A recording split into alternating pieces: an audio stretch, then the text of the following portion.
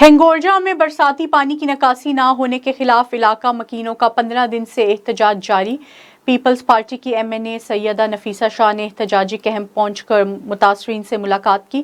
इस मौके पर उन्होंने हाजी खान चांग, कॉमरेड कॉन्डिरो सहतो और देगर से बातचीत करते हुए यकीन दहानी कराई कि बरसाती पानी की निकासी जल्द से जल्द की जाएगी।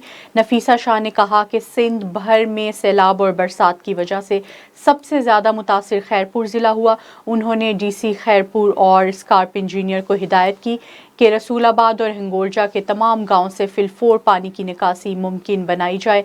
नफीसा शाह की यकीन दहानी पर इलाका मकीनों ने एहतजाज खत्म कर दिया।